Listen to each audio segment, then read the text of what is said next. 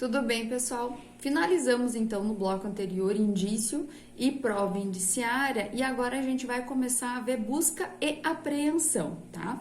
Busca e apreensão, em que pese a gente fale junto, né? Busca e apreensão, busca é uma coisa, apreensão é outra, tá? É uma diligência que ela é fracionada, tá? Outra coisa que a gente deve ter em mente que a busca e apreensão não é prova, ela é meio de obtenção de prova, tá? Então, a busca e apreensão em si, ela é uma diligência que serve para fazer a busca de algo que se pretende provar, né? E provando-se, identificando-se lá algum objeto, produto de crime, alguma coisa que leve à confirmação das suspeitas, faz-se então a apreensão, tá? Então, é um meio de obtenção de prova e por meio da busca se conservam os elementos de prova apreendidos, tá? E daí a apreensão é o momento em que se coloca sob custódia aquele objeto, aquela prova, aqueles livros contábeis, aquele CPU, tudo que puder ser comprovado como utilizado para crime ou comprovando que ocorreu um fato criminoso, tá?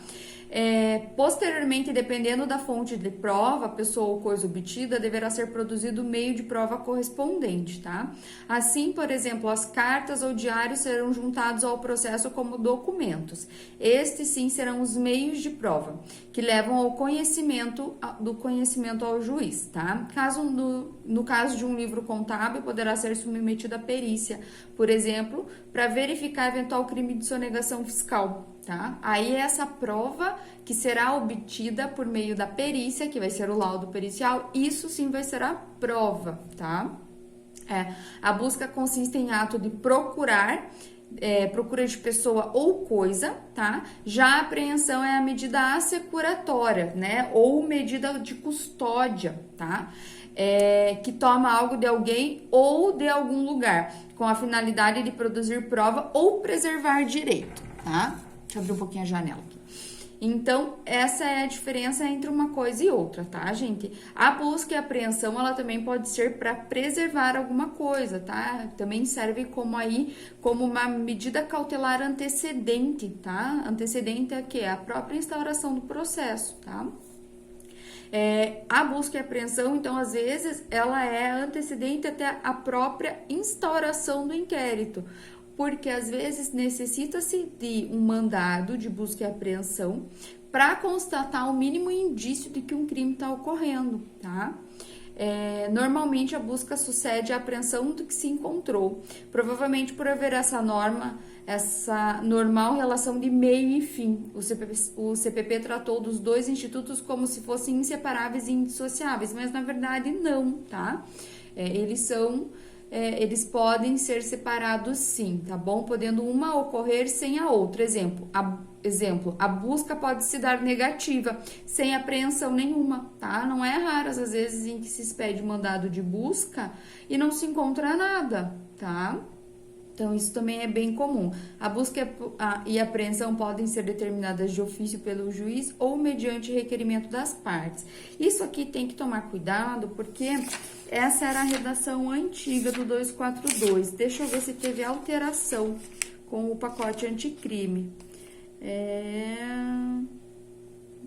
Ainda continua da mesma forma. Então, a busca, gente, dentro aí de algumas alterações que a gente teve com o pacote anticrime, a busca, ela ainda pode ser determinada de ofício pelo juiz, tá? Ou a requerimento das partes. Então, ainda que o juiz não tenha aí não seja responsável por produzir provas, o CPP permite ele fazer isso. E nesse momento aqui, quem vai estar agindo, bem provável seja o juiz das garantias, tá? Durante o inquérito policial aí, tá bom? Então, lembrando que o juiz das garantias, ele finaliza a atuação dele com o recebimento ou a rejeição da denúncia, tá? Então, essa é o momento em que ele para de atuar, tá? Passando aí, depois de recebida a denúncia, vai para o juiz criminal responsável e o juiz das garantias não atua mais, tá? Então, quem vai determinar essa requisição de busca e apreensão de ofício vai ser o juiz das garantias, tá?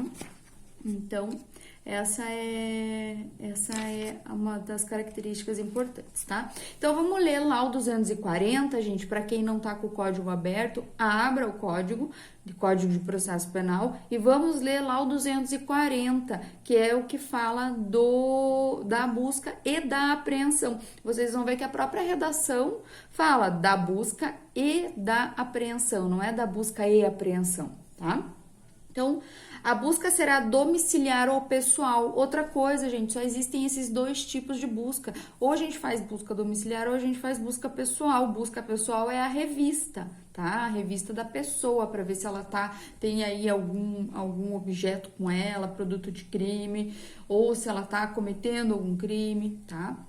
Então, parágrafo 1º. Proceder-se-á à busca domiciliar quando fundadas razões a autorizarem para prender criminosos. Aqui a gente sempre tem que cotejar esse artigo, gente. Quando falar em busca domiciliar, cotejar ele com o artigo 5º da Constituição, que fala que a casa é asilo inviolável da pessoa, tá? Existem três possibilidades que pode ser violada uma casa, né? Então, em flagrante delito, desastre e...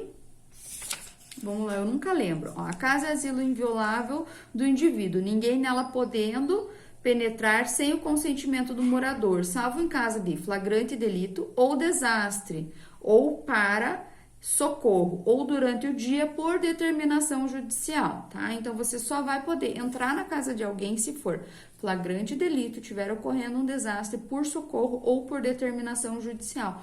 Aí, a determinação judicial é o mandado de busca e apreensão, tá? Então, a linha B, apreender coisas achadas ou obtidas por meios criminosos. C, apreender instrumentos de falsificação ou de contrafação e objetos falsificados ou contrafeitos. D, apreender armas e munições, instrumentos utilizados na prática de crime ou destinados a fim delituoso. E, descobrir objetos necessários à prova de infração ou à defesa do réu. F, apreender cartas, abertas ou não, destinadas ao acusado ou em seu poder, quando haja suspeita de que o conhecimento do seu conteúdo possa ser útil à elucidação do fato. G, apreender pessoas vítimas de crimes. H, colher qualquer elemento de convicção, tá? Parágrafo 2º daí vai falar que proceder-se à busca pessoal quando houver fundada suspeita de que alguém oculte consigo a arma proibida ou objetos mencionados nas letras B a F e letra H do parágrafo anterior, tá? Então, gente, o que é essa busca pessoal? É a vulga geral, tá? Então, assim, para você levar uma geral, a autoridade policial tem que ter fundada a suspeita de que você está cometendo algum crime, né? Tem alguma coisa achada ou obtida por meio criminoso, apreender cartas abertas ou não destinadas a acusado ou em seu poder, quando haja suspeita de que o conhecimento do seu conteúdo possa ser útil à elucidação do fato. E letra H, colher qualquer elemento de convicção, tá? Então, assim, tecnicamente, a polícia não pode te abordar na rua e te dar uma geral, tá? Porque ela tem que ter o mínimo de convicção que você tá numa atividade suspeita, tá? Isso acontece? Não, né? Ainda mais se você for aí uma pessoa negra na nossa sociedade brasileira, né? Preta. Então, isso acaba sendo muito estigmatizado, né, gente? É triste, na verdade, o que acontece aqui. Então, uma das características aí da busca é em pessoa, tá? E a busca domiciliar, daí a gente nunca pode esquecer a questão dos requisitos, tá? Previstos no artigo 5º e o horário, né, para cumprimento de mandato também, tá? Uma coisa que a gente tem que cuidar para a questão do flagrante é que o STJ e o STF têm um entendimento um pouquinho diferente com essa questão da flagrância e você poder adentrar na casa de alguém. Então, a gente tem dois tipos de entendimento, tá? A gente tem um entendimento do STJ que diz que está em flagrante se a autoridade policial passar em frente à casa de alguém e sentir cheiro de maconha, tá? Então, poderia ocorrer aí a entrada naquele imóvel daquela pessoa para dar o flagrante, isso seria um flagrante, tá? Porém, nós temos um outro entendimento também do STF, que a pessoa que está parada na frente da sua residência e avista um carro de polícia, e no momento em que ela avista o carro de polícia, ela corre para dentro da sua casa, a polícia não está autorizada e não é uma situação de flagrante o simples fato da pessoa ter visto o carro de polícia e correr para dentro da sua casa, tá? Então, não autoriza a polícia a adentrar no imóvel daquela pessoa para daí fazer qualquer tipo de busca, qualquer tipo de constatação. Ainda que ao adentrar no imóvel, constate-se, né, se depare com uma situação de flagrante próprio daí, né, aquele ato, né, em que de repente um traficante ele tá ali com drogas, tudo, mesmo que ocorra posteriormente um flagrante próprio, tá? Então, não cabe, não dá, tá bom? Porque o fato da pessoa estar fora da sua casa e correr para dentro de casa não é situação de flagrante e nem de o mínimo indício de que está cometendo algum tipo de crime, tá? Então, esse é um entendimento aí do STJ, do STF, tá? É um entendimento bem recente, inclusive do começo do ano, de abril desse ano, bom? Então, isso também tem que cuidar. Então, o que se entende por domicílio, né? Então, a compreensão do que é domicílio tem que ser ampla, né? A teor do dispositivo 246 do CPP. Qualquer compartimento habitado é domicílio. Aposento ocupado de habitação coletiva é domicílio. Compartimento não aberto ao público, onde alguém exerce profissão ou atividade, seu escritório, tá?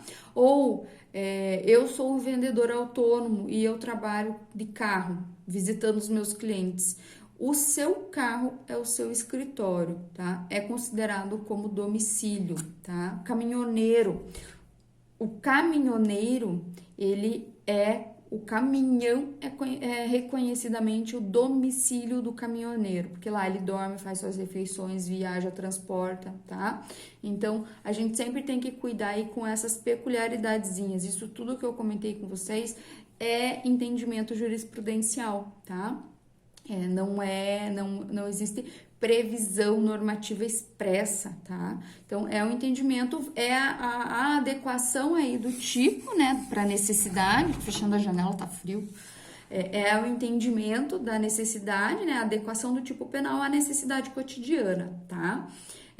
Assim, para fins de busca e apreensão, devem ser consideradas domicílio as casas e os apartamentos propriamente ditos, devidamente habitados, bem como as áreas contíguas, como quintais e garagens. Também será considerado casa ou quarto de hotel, de pousada, de pensão ou qualquer outro lugar fechado utilizado como moradia de alguém. Igualmente serão reputados casa para fim domiciliar o consultório médico, o escritório de advocacia ou outro lugar aberto ao público em que alguém exerce profissão, tá? No caso de busca em veículo, se for utilizado apenas como meio de transporte, deverá seguir a regra da busca pessoal, não sendo necessária expedição de mandado judicial. Todavia, excepcionalmente, tratando-se de veículo que sirva de moradia, trailer, barco, cabines de caminhão, motorhome, deverão ser obedecidas as regras de busca domiciliar, necessitando de mandado de busca e de apreensão ou em flagrante delito, tá? Só assim pode ser adentrada, invadida, tá? O artigo 240, parágrafo 1º do CPP prevê os casos em que é cabível a busca domiciliar. A apreensão de cartas tem gerado controvérsia diante da garantia constitucional da inviolabilidade do sigilo das correspondências, tá? Parte da doutrina manifesta-se pelo caráter absoluto da inviolabilidade da correspondência, o que impossibilita a busca de cartas. Outros, contudo, defendem a possibilidade de violação da correspondência por considerar que a garantia constitucional não tem um sentido absoluto, tá? Esse é um debate aí mais doutrinário na questão da carta, tá? Busca em escritório da advocacia, eis aí, né, a grande coisa que isso gera, né? Somente poderá ser realizada busca e apreensão no escritório de advocacia se houver indícios de autoria e materialidade da prática de crime pelo advogado. O advogado é advogado de um criminoso lá do Fernandinho Beiramar. Ele vai poder ter o seu escritório violado? Não, né? Claro que não, de jeito nenhum.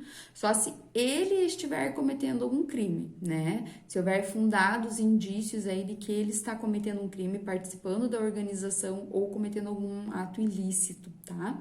Este mandado deverá ser específico e pormenorizado a ser cumprido na presença do representante da OAB seccional, tá, gente? Não vai ser lá o presidente da OAB, vai ser o representante da OAB da seccional onde o fato está ocorrendo, tá?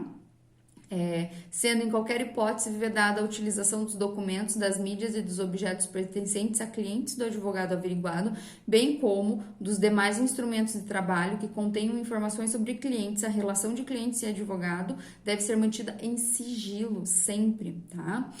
Documentos que digam respeito a estratégias de defesa, como cartas em que o cliente narra os fatos ao advogado ou agentes em que estejam registrados fatos comprometedores do acusado, não poderão ser apreendidos, tá? Porque, veja, não tem nada a ver, aí é uma prova ilícita, porque o mandado de busca e apreensão, a princípio, era para realizar busca de um crime cometido pelo advogado, não pelos seus clientes, tá? Então, isso tem que ser muito bem separado, tá? Tudo que for colhido e utilizado de forma incorreta é prova ilícita, tá?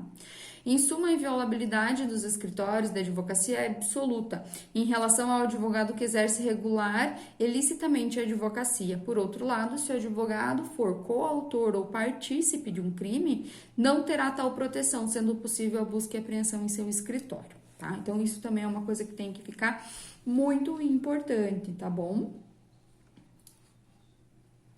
Sobre a busca pessoal, gente, vamos lá. O que a busca pessoal diz e o que compreende busca pessoal, né? Então, a busca pessoal, ela é a busca sobre a pessoa, abrangendo o seu corpo, suas vestes e outros objetos ou coisas que estejam em contato com o corpo da vítima ou que por ela sejam transportados, bolsa, mochila, mala, tá? Para o deferimento da busca pessoal, assim como em relação à busca domiciliar, é necessário que haja fundadas razões que autorizem, tá? O parágrafo 2º do 240 prevê que é possível a busca pessoal nas hipóteses das letras B, F e letra H do parágrafo 1º do mesmo artigo, que são, a gente acabou de ler, vamos reler.